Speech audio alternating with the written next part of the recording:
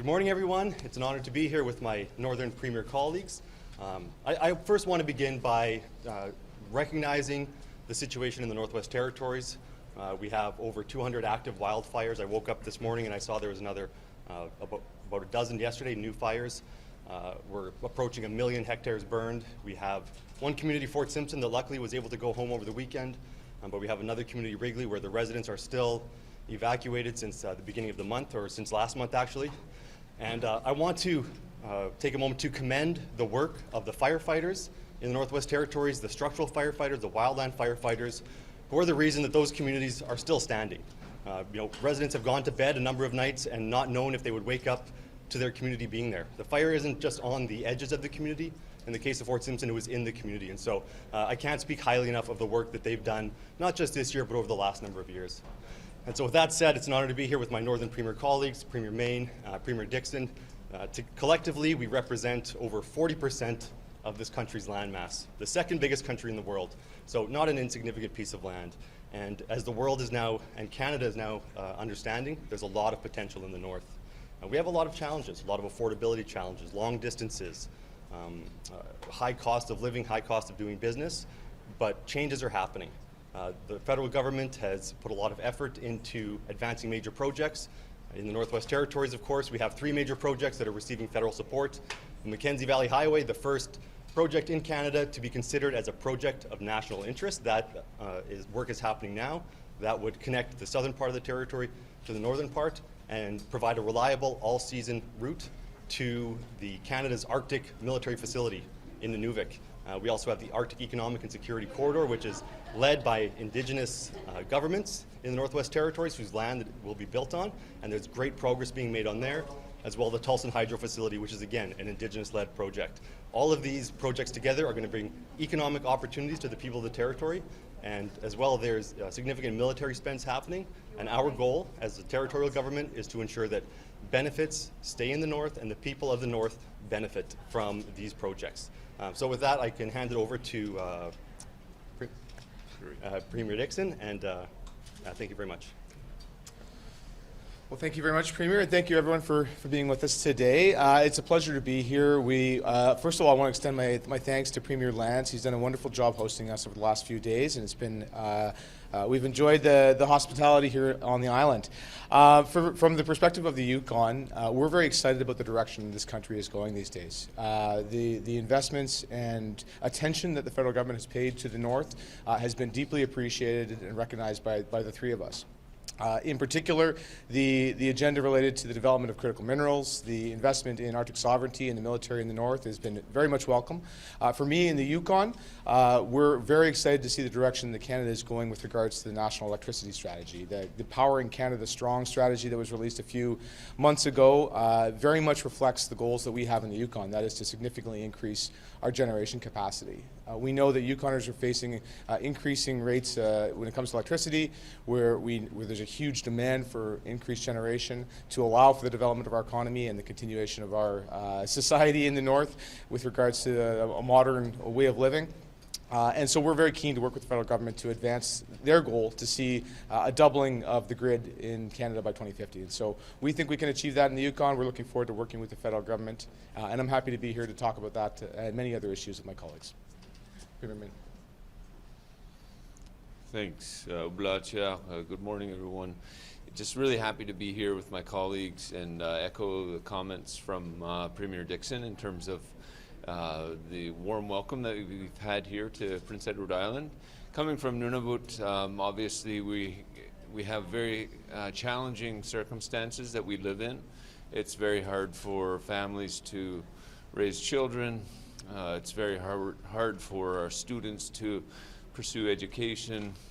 It's very hard for seniors to age with dignity in Nunavut. And so I'm here along with my northern colleagues advocating for northern interests and Nunavut's interests. We need a stronger healthcare system in Nunavut. We need a stronger economy. We need more labor force participation. We need a stronger energy system in the territory. Premier Dixon mentioned the importance of investing in energy, and Nunavut is also excited about the National Electricity Strategy, and in terms of doubling the grid we need to connect to the rest of Canada. We need to build infrastructure that will allow economic growth to happen. And in terms of cost of living, I can say that on the daily, it's an area of key concern for Nunavut residents. And when we look at potential tariffs from south of the border, anything that's going to add additional stress on Nunavut residents is a huge concern for me. And so when you look at the effect of tariffs in southern Canada, it can be severe. But what we see is potential for the tariff escalations to be magnified in the north due to the lack of foundational infrastructure such as transport and hydro links. And so it is very concerning sitting in Nunavut looking at what's happening south of the border. So very much looking forward to our meetings today, and these are important discussions with colleagues. Archie, on the wildfires, what do you make of Donald Trump's comments about Canadian wildfires? And there is a bill in the States right now that is looking to sanction Canadian officials over Canadian wildfire smoke. Can I just get your comments on that? Sanction away. I'm not too concerned about being sanctioned by the Americans for wildfire smoke. There's a lot of wildfires in the United States right now. They're generating a lot of smoke as well. We have a strong, despite what's going on, despite what we hear up from the president, we actually have a strong relationship with the United States, from at the provincial and territorial to the state level, in civil society, among the military. So there's a lot of work together. Canadian firefighters have been in the United States this year, fighting fires in the United States. There's a lot of cooperation. So there's a lot of talk, a lot of bluster, but when it comes right down to it, our countries are still cooperating and still working together on these very important issues. But just on that, what do the Americans not understand about how our Crown land works? Like whether you're talking forestry, whether you're talking wildfires, like there's a fundamental lack of understanding about the Crown Forest in this country. And as territorial premiers, if you'd like to set the record straight, I think maybe to give you that opportunity. Well, the boreal forest in Canada, it's massive, and it's actually the most flammable forest in the world. And so we have a very large area, and in the Northwest Territories, we're in year 5 of a severe drought. So we're really feeling the effects of climate change, and that's what's driving a lot of these. And in terms of forest management, we hear a lot of talk about forest management. If you didn't have any tariffs on softwood lumber, guess what? We'd have a much more robust softwood lumber industry. We could do much more forest management. So in many ways, this is a situation of their own making. What do you hope to get in terms of healthcare here with the federal government perspective? Maybe I'll hand that over to Premier Main if you want to take that. Sure. Yeah, I mean, if you look at the healthcare system in Nunavut, we have the highest per capita cost of delivering healthcare.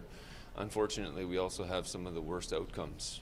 And so I think the perspective coming from Nunavut and coming from the north is that the healthcare challenges are unique and they are almost without compare across the world in terms of the remoteness, the geographical challenges, not to mention historical effects from intergenerational trauma that we're seeing in Nunavut and in the north. And so there's a lot of need to continue building the system. We're using virtual care more than ever before. We're innovating, we're trying to control costs, but we do need a strong federal partner in terms of not just the Canada Health Transfer, but also other important funding pots like non-insured health benefits. We need our federal partners to follow our increasing spending into the health sector, and really looking forward to discussions in terms of building that partnership further between Nunavut Territory and the federal government when it comes to health care. Mike, can you be a bit more specific about the tariff impacts that you would feel? I think we all understand Ontario and whatnot, but Yeah. what's going to happen in your region? Well, I mean, you're seeing cost of living pressures in southern Canada. Tariffs certainly aren't going to help. Additional tariffs aren't going to help. And what we do see is that impacts to cost of living in southern Canada can get magnified in the north, and that's due to geographical distance. It's due to the lack of foundational infrastructure such as roads, limited shipping seasons. So everything that you want to do in Nunavut, from building a house to starting a business, could potentially get harder under new tariffs. So it is quite concerning for me. And I have been continually raising the cost of living challenges that we are experiencing on a daily basis. Is there any intention to raise, the looming referendum question in Alberta, clearly Quebec as well? We're hearing a lot about national unity. I'm just wondering if there's any plans to address some of the fractures in the unity here in Canada as well. Sure. Look, we addressed this at Western Premiers as well when we attended the meeting in Alberta. Sorry, and what we have said in the Yukon is that Canada is much stronger together. We think Alberta will be stronger together. We think Canada is stronger together. We think Quebec is stronger as a part of Canada as well. And so anything to break apart Canada this time would be a bad thing. That being said, there's obviously a conversation going on in places like Quebec and Alberta that need to be had by Albertans and Quebecois, and we respect that, and we encourage those folks, whether they're political leaders or everyday Albertans, to participate in the democratic process. But our message, of course, is that we are all stronger together. In terms of clean electricity grid, I know there's ambitions to expand the grid, connect all the provinces and territories together. I guess what are the next steps, or what asks are you looking to make from the federal government on this front? Yeah, well, I'll start with the Yukon, but I would say that, energy is important to all three of us, and you heard Premier Main mention the situation in Nunavut. Premier Simpson's talked about Northwest Territories. In the Yukon, none of us are connected to the south, right? So every bit of energy that we need in the territory, we have to generate ourselves.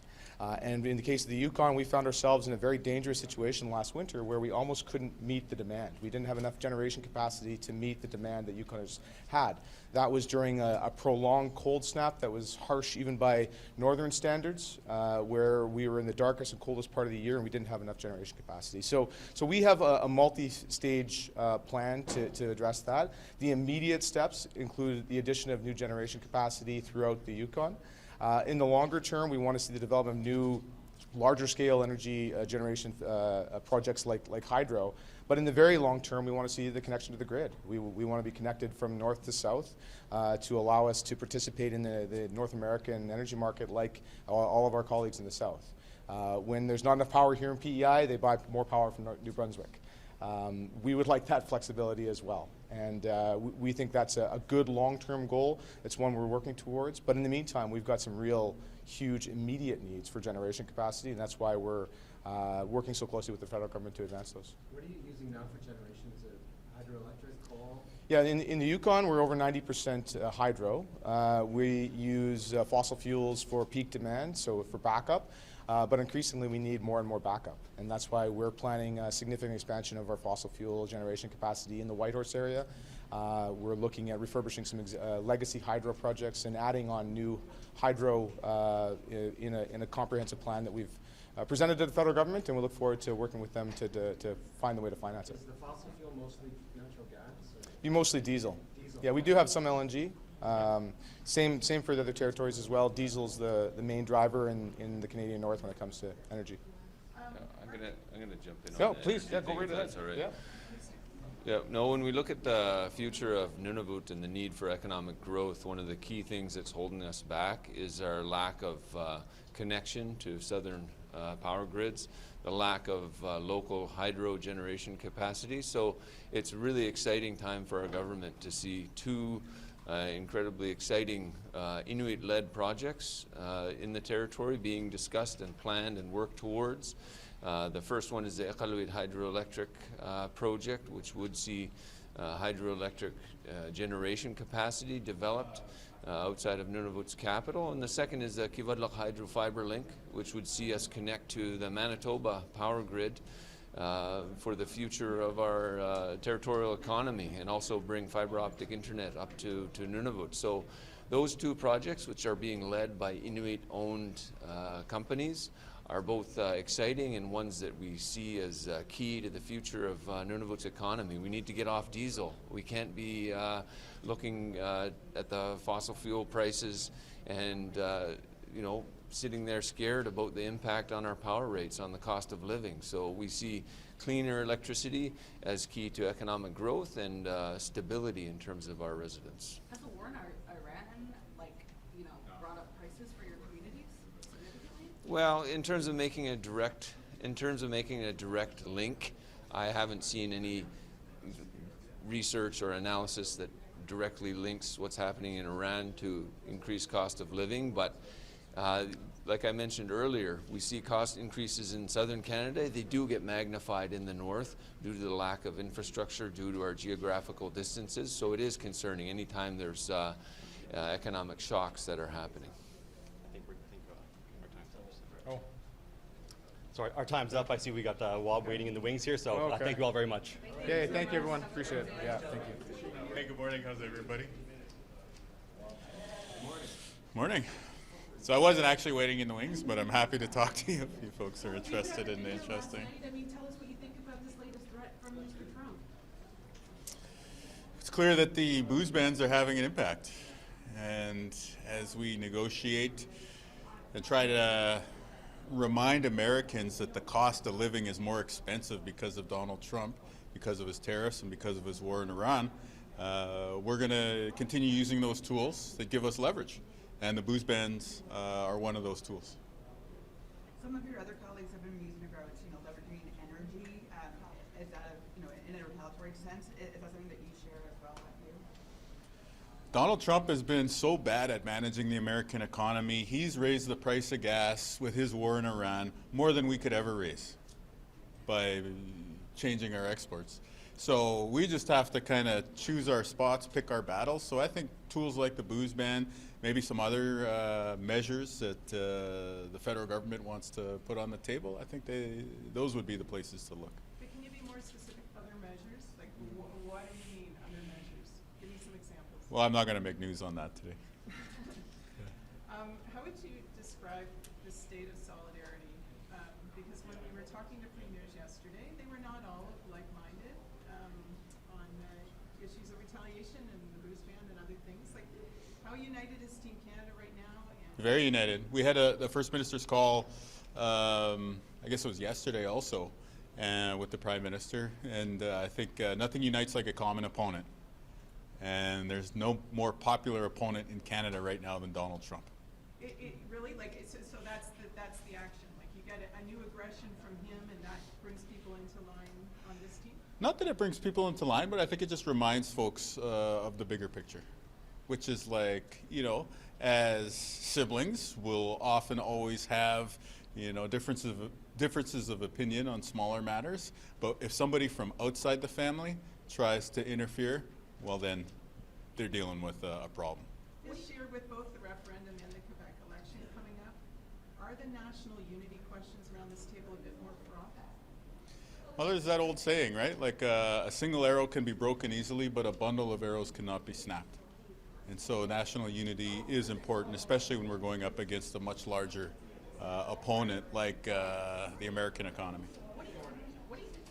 What do you think of Donald Trump's comments about Canadian wildfire smoke? There's also a law in the U.S. It's very early stages, but is looking to sanction Canadian officials over wildfire smoke entering the country. What do you make of that? I have a lot of compassion and empathy for people who are out of their homes right now. We have some in Manitoba, but obviously it's far worse in Ontario. We went through that last year. So anybody who's making comments like that is not showing basic human decency. And I would remind our American friends that Manitoba had wildfire fighters in your country this wildfire season, helping to put out American wildfires. And we'll continue to do that no matter what the Trump administration says, because that's what decent people do. They help each other during times of emergency. They don't try to capitalize for cheap political points. Do you support a pipeline from Alberta to Sarnia, Ontario? I'm open to it. I love Alberta. I love Albertans, so willing to entertain the idea. Are you talking to Smith, Mo, and Ford about it at all? Well, I'm sure we will. Yeah, we have been, talking over the past number of months. Been talking to Indigenous leaders in Manitoba, talking to average Manitobans. On the one hand, there's always the questions that get asked about major projects these days. On the other hand, having spent a few days in Portage la Prairie, Manitoba last week, I can tell you there's probably a lot of people who'd like to work on a pipeline. So I'm open to it, and if it's going to make Canada stronger, great. But of course, we want to see things done in the right way. We want Indigenous governments on side. We want workers taken care of. We want the environmental concerns all looked after. So those will be the conversations we have. You sound a bit more open to it than you were when they initially proposed it. Has something changed, or have you thought? I think I'm giving you the exact same line. Oh, okay. I think I said literally verbatim, Yeah. You I'm sounded open more- to you it. sounded more stern, I thought. Oh yeah. Well, now we're reading into tones, so there we go. Can I So, just ask these a like bit of a these left people- field question? Are premiers, or do you think it's appropriate for premiers that are not in Alberta and Quebec to be concerned about looming national unity crisis? The separatist government wins in Quebec, campaigning on a referendum. Alberta's having a referendum that's divisive. Is there a spot for you and other premiers to engage somehow? Yeah, this is our country. This is Canada. We all have a voice in telling our fellow Canadians that we want to stick together and maintain the true north strong and free. You're unique because you parle français, and you could perhaps play a role in Quebec. Yeah, well, that would be up to Quebecers to decide, but I do want to send a message to the Québécois that there is a francophone presence right across the country, and Quebec is the heart of it. So in Western Canada, for Western francophones, we very much value Quebec's presence within our country. Alors, pour la francophonie nationale, il y a beaucoup de francophones à l'ouest du Canada, et puis nous souhaitons les Québécois des bons sentiments, nous appuient les Québécois dans les défis avec les langues minoritaires, mais en même temps, nous sommes des Canadiens et Canadiennes, alors nous encourageons les Québécois de nous rejoindre. Vous seriez prêt à vous impliquer dans une campagne référendaire au Québec si on vous le demande? Ben, je n'aime pas les référendums parce que pour moi, si on aurait une question au Manitoba, ça serait oui ou vraiment oui, avec beaucoup d'énergie. Alors, oui, oui, c'est ça. Vous répondez pas. Vous seriez prêt à vous impliquer? Non, ben, on dit en anglais, I'm not going to do hypotheticals. Alors, c'est la même espèce de question. So on the pipeline, do you see more potential for an offshoot to Churchill if this Ontario pipeline would approve? Potentially, that's, there's a lot of things that are possible right now. Yeah. So have you, is Ford open to that, or others open to that? Well, I think they put it in their press release. Yeah. Yeah. Like a nod to it, at least, yeah. Did you feel that others kind of throwing you a bone, though? Well, we're throwing everyone's throwing each other bones. So I think it's an exciting time to be a Canadian. Lots of economic development on the horizon. Are you worried about data centers at all? I know there's plans to expand the grid, electrical grid in part to bring in more data centers in Canada. I know you made comments about a data center Yeah. yourself in Winnipeg. What concerns do you have regarding the federal government analyzing, up to 150 proposals for large data centers in the country? Well, on the one hand, we said no to a hyperscale data center. On the other hand, we already have data centers in Manitoba, and they are a part of our broader economy. I think the bigger concern that I'd have is that the American stock market seems to be heavily oriented towards a bet on hyperscale data centers. And right now, you can get an AI model for free that you could run on a MacBook that could replace the subscription or the API costs that you pay to finance that whole scheme that's going on south of the border. So, us putting our economic resources and energy resources on a long-term bet on what may be a house of cards, I don't think is the best move for Manitobans right now. So are you closing the door to new data centers in the province? No, we already have data centers. We'll continue to have data centers of a certain scale. It's the hyperscale question that I think is where there's maybe a line that should be considered. So closing the door to hyperscalers in the province? Unless there's a dramatically different approach in the future, like for now, the current approach, I don't think we're doing hyperscale data centers in Manitoba. Yeah. Again, you can put on a MacBook M5, an open source, open weight model. You could use a Canadian one like Cohere, North Mini, right?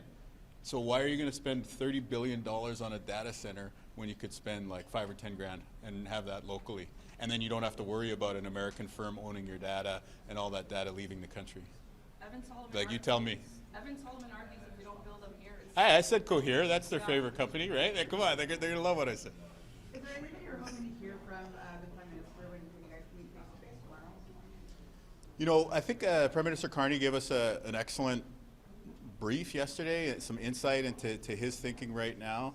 And I think the focus of the discussion tomorrow is really going to be a bit more on the details of what this negotiation towards a new arrangement with the U.S. is going to look like on CUSMA, and then what the potential next steps would be if 28 days from now we're having that 28 days later conversation. We say details, like what are you hoping those details, like what kind of level of briefing are you guys hoping to get? I think the American president is very vulnerable right now. The cost of living is a political disaster for Donald Trump, and a lot of people in Canada are saying in order for us to get a CUSMA deal, we should give him a win, but I'm wondering whether we should. 3 years ago, the ask from the premiers was 35% Ottawa funding for healthcare. What is the ask now? What is the sort of request? Well, I think aspirationally the ask is always to get back to 50-50. That was the case historically, as you know. I think that's part of the discussion today. So I think we all agree that we want to see an increased federal share of investments in healthcare. This is about a fundamental Canadian value, universal access to healthcare. This is one of the things that sets us apart from Americans. This is one of the reasons Canadians live longer than Americans. And this is one of the reasons why businesses should realize that their investment in Canada is more competitive than putting those dollars to work in the States, because they would be paying less towards the healthcare costs of their employees than they would be in their country. So again, whether you're a proud Canadian, whether you're in line with Carney's investment agenda, or whether you just want to have a long life and prosper, I think the case for investing in healthcare is very, very clear. You're very good at social media, but your colleague Scott Moe yesterday had some sharp words about trying to fight with Donald Trump on social media instead of maybe reaching a deal and being more ambitious at the table. Did you take that as a shot? No, because I didn't even hear it. So, all right, thanks, folks. See you later. Good morning, everyone. New Brunswick is really pleased to be at Canada's Premiers meetings. For us, there's two major issues to talk about. One is the economy, and from New Brunswick's perspective, our economy is driven by our energy infrastructure. We are the Maritime's energy hub because of our leadership in nuclear energy. We have hydroelectric energy to share, and we have strong ties to Nova Scotia, PEI, Quebec, and New England. We certainly service the U.S. market with energy products.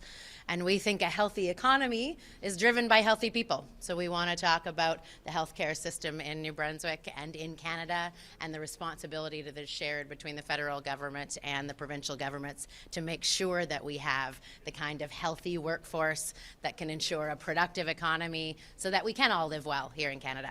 Alors, nous sommes vraiment hâte d'avoir des discussions sur deux sujets vraiment importants. Notre économie, et pour nous autres à Nouveau-Brunswick, notre économie est livrée par un système d'énergie où le Nouveau-Brunswick est au centre de la maritime. On a un leadership sur l'énergie nucléaire, on a des ressources en énergie hydroélectrique et on a des connexions à Nouvelle-Écosse, à l'île du Prince-Édouard, à Québec, puis aux États-Unis pour partager et renforcer un système d'énergie qui peut donner à notre économie les outils dont ils ont besoin. Mais une économie en bonne santé a besoin de travailleurs en bonne santé. On a besoin d'un système de santé national et provincial qui nous donne, les Néo-Brunswickois et les Canadiens, accès à des santé dont ils méritent, quand ils le méritent et l'ont besoin. Alors, on a hâte de parler du système, de la partage des coûts et du futur de la partage des coûts du système de santé autour de le pays. Parce que le Nouveau-Brunswick a fait des investissements plus gros qu'on n'a jamais vus. On fait une transformation de notre système de santé, particulièrement notre système de santé primaire. On a besoin d'une économie qui bouge pour assurer qu'on peut continuer d'investir dans un système de santé que les Néo-Brunswickois méritent. Alors, nous sommes hâte d'avoir de belles discussions avec le Premier ministre du Canada et avancer notre pays et notre fédération ensemble. Quelles sont vos demandes précises, concrètes pour les transferts en santé? Bien, on veut voir que le financement est là. Il y a un transfert qui est positionné de diminuer. L'augmentation de 5 % s'est positionnée à diminuer. Anciennement, l'accord était 50-50. Moitié payé par le gouvernement fédéral, moitié payé par le gouvernement provincial. Aujourd'hui, le gouvernement fédéral, il paye 21 % Alors nous autres, on a les autres 29% à nous autres. On pense que ce ne reflète pas le besoin. Parce que les coûts de santé augmentent beaucoup. On veut voir que le gouvernement fédéral nous démontre qu'ils sont vraiment sérieux de continuer d'investir et investir au niveau qui répond aux besoins des Néo-Brunswickois et Néo-Brunswickoises. On demande qu'ils augmentent leur pourcentage. On veut le revoir à 50%, idéalement. Ça, c'était l'objectif de l'accord. On sait qu'il y avait des partages de points de taxes, mais nous autres, on pense que ça devrait être un coût partagé. Alors, leur portion a réduit depuis plusieurs années. On veut voir cette rattrapage. Well, certainly the intent under the Health Transfer Act was for a 50-50 funding between the province and the country, and today the country's portion is down to 21%. So we need to see that come back up because the needs are greater. We know we have a population that has more serious health concerns, certainly in New Brunswick. We have a population that is older than the rest of the country and experiences higher levels of chronic disease dispersed across our beautiful province from corner to corner to corner. We think the Health Transfer Act needs to recognize the needs because we cannot grow our economy and invest in our defense sector and improve all of our energy offerings without that healthy workforce, and that requires the federal government to contribute at the same level as the provinces. What's your government stance on hyperscalers, AI data center hyperscalers in the province? I know it's been controversial in past months. Wab Kinew said he's closing the door to building these new facilities in his province. I guess what's your take on them, and would you like to see more investment in these hyperscalers in the province? Well, certainly for us, the conversation starts with energy, right? New Brunswick is an energy leader because we have diversified sources of energy, and we have to make sure that the energy that we can generate is being put to best use for New Brunswickers. We want to use that to grow our economy. We want to make sure that New Brunswickers have affordable, reliable, and sustainable power sources.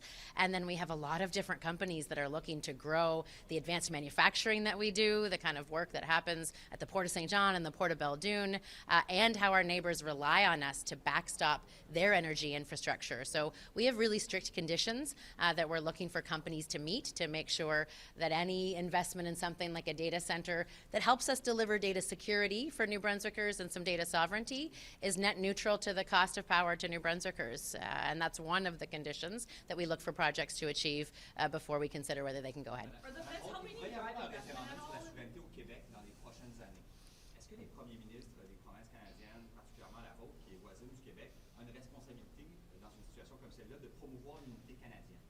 Bien, certainement, le Nouveau-Brunswick était là au début. Nous étions un membre de la Confédération quand le Canada a été créé comme un des 4 régionales. Alors, pour le Nouveau-Brunswick, on est toujours là pour avancer notre pays parce qu'on c'est clair que nous sommes plus forts ensemble. L'union, ça fait la force. Ça, c'est notre point de vue, qu'on partage, on parle d'énergie. Il y a un gros partage d'énergie entre le Québec et le Nouveau-Brunswick.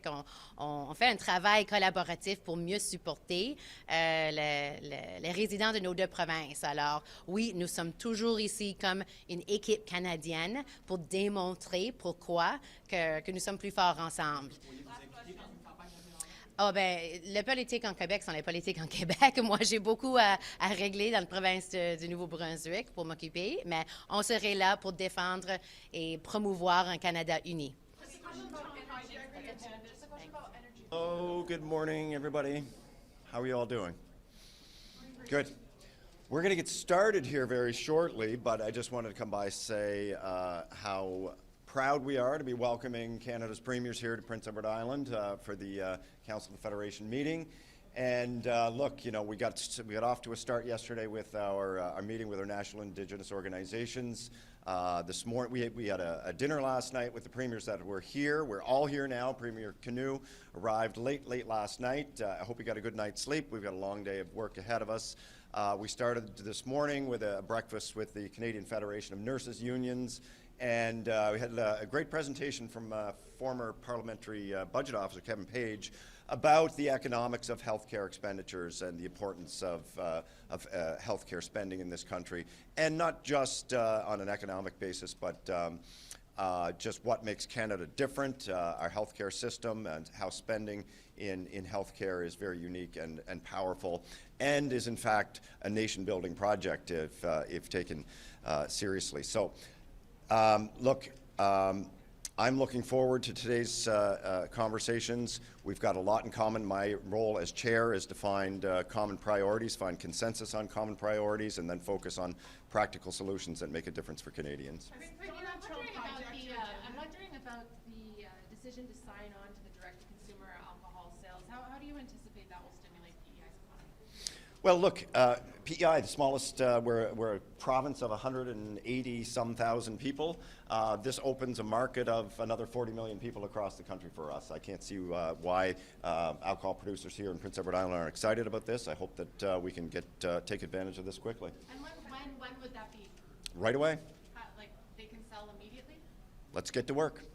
Let's open the markets. Hijack the agenda a little bit. You talked yesterday that Yeah. you're having to shift things around. Well, Just knock the focus off of the things maybe you were intending as chair. No, I think today, with the premiers here, I think we can largely stick to the agenda we had planned. We've got the Prime Minister here tomorrow, and we can focus on the larger issues that have come to light over the last 48 hours with regard to the trade dispute.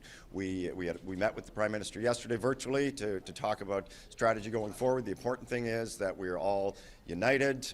We've got to show strength and resolve and get through this together, but that's what Canadians expect. They expect us to work together and get results. But it's the elephant in the room. Like, how do you ignore this and just carry on with? No, we're not ignoring it, but we've got other work to do. We intend to get through our full agenda. We've got a lot of issues that are common across this country. For me, here in Prince Edward Island, affordability obviously is a key issue, but health care, improving access to primary care here, workforce retention, recruitment and retention, very important. Energy security is incredibly important. Prince Edward Island has been leading the nation in many respects in economic development. 2025, our GDP growth was second only to one province in this country.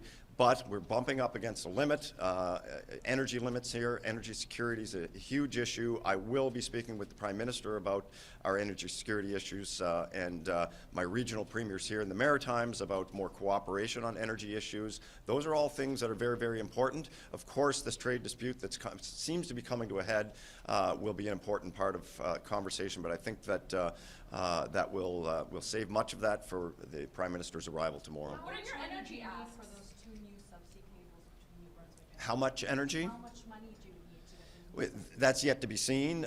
We've already begun some pre-development work, pre-development design and planning on that, but the next stage is a much larger phase in costing it out and environmental studies and so forth. Yeah. What are your asks of the Prime Minister in regards to energy security? Well, certainly we need to replace our undersea cables that bring power from New Brunswick to Prince Edward Island. That's very important for us, and as some of you may know, we're reaching larger and larger peak power loads here in Prince Edward Island. There's threats of rolling blackouts that we're told. It's never happened, but that threat is often made. We've got a lot of wind generation here, but that's only reliable when the wind is blowing. We have at the point now where the province has grown, we've electrified, the economy is growing quickly, and we need access to more reliable, affordable power here in the province. How much of your own power do you generate? The peak load has exceeded 400 megawatts here in Prince Edward Island. We've got hundreds of megawatts of wind energy generation here, but primarily we import energy from New Brunswick. As you know, New Brunswick is also electrifying. They're reaching peak loads at similar times that we are. They don't have access to generate enough electricity to meet demand around the region at some points in time. So the entire energy security around the region and across the country, in fact, is becoming a bit more tenuous. This is going to be an important conversation I'm going to have with the Prime Minister. We've had these conversations. We're making progress, but we need a commitment, full commitment to be partners on replacement of the undersea cables. Perfect. Thank you, folks. Thanks.